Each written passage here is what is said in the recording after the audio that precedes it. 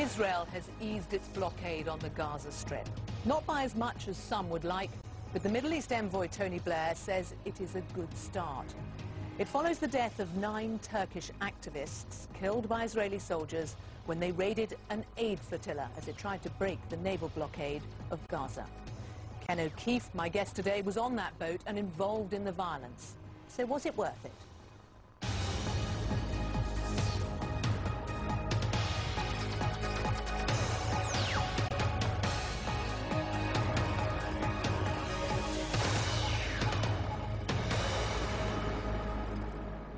Ken O'Keefe, welcome to Hardtalk. Thank you for having me. The blockade on Gaza has now been eased, so do you consider what you did a success?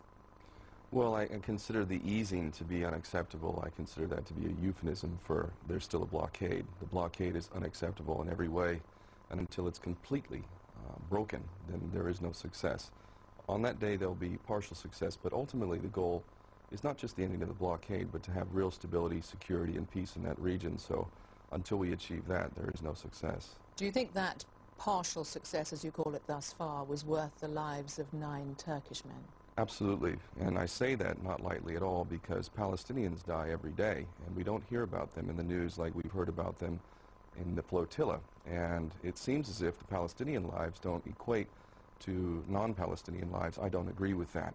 Palestinian lives are every bit as precious as every other person's life, yet they die on a regular basis. But aren't there other ways of doing it? 9 men lost their lives. Isn't there another way to convince Israel to ease its blockade? Well, there's no question at all that before this flotilla happened and the violence that Israel perpetrated on that ship, there was no real talk of ending the blockade, easing the blockade. America was standing behind its policy of supporting Israel unconditionally. The Egyptians were collaborating with the Israeli and American policy in keeping Rafah closed. And ultimately, there was no real talk from the EU or the United Nations. So only because people have died and done what they are capable of doing do we see any real movement at all. I don't know how we can possibly ignore that. Let's turn to what happened on that morning when the Mavi Marmara was boarded by Israeli soldiers. The Israeli Defense Forces released video that they have obtained of the event, and we can take a look at it here now. Where were you at the time? Were you on the top of the ship? I was one deck below the top deck where the commandos are coming down.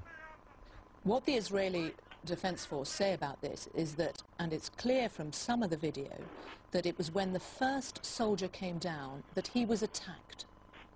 Yeah, what the Israelis are not revealing is all the footage that would not support their whole idea of what happened on that evening. There's lots of footage that has been confiscated and is held in control of the Israelis.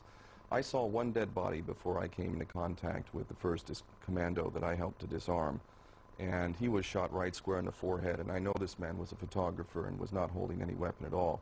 Before they started coming from the helicopters, they came from the boats at the sides and were firing percussion grenades. They were also firing rounds, which it would appear have been live rounds as well, and ultimately they were using all means to cause disruption and chaos.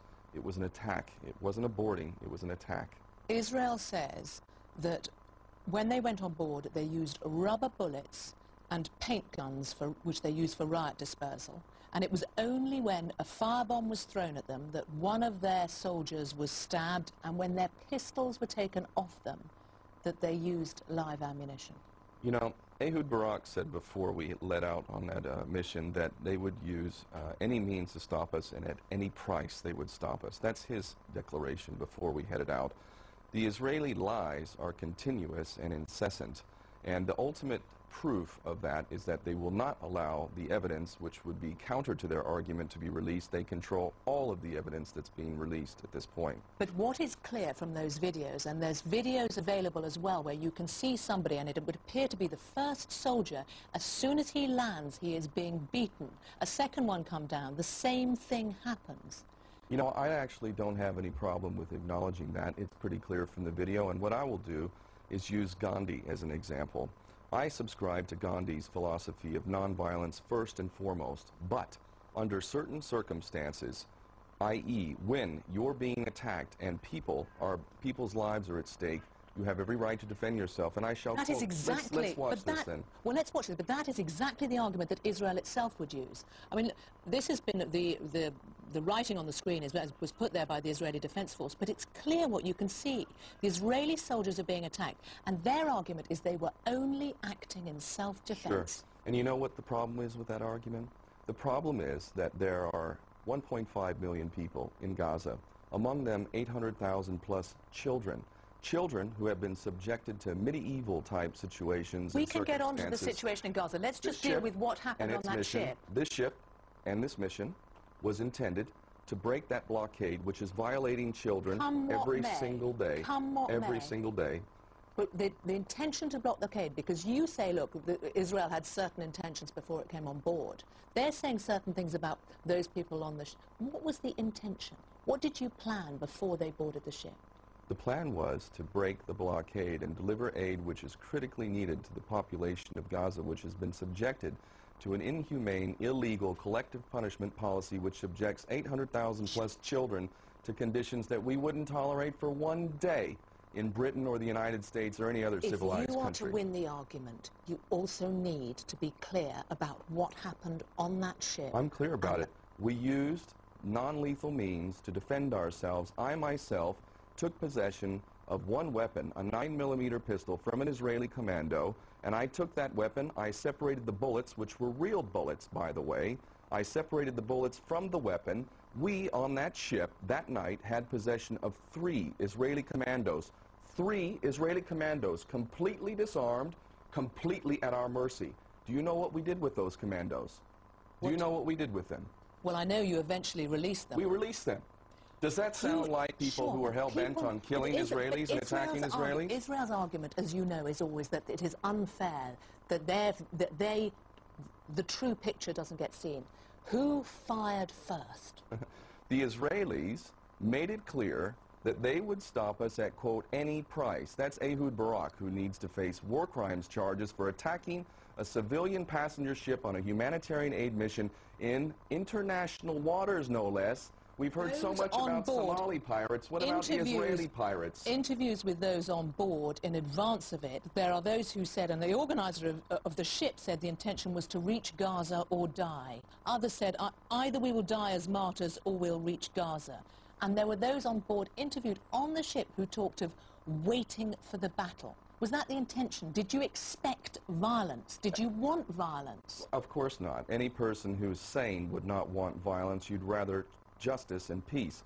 Ultimately, the atmosphere on that ship, from all the way up until that attack, was very positive, very uplifted, a feeling of exercising one's consciousness and humanity.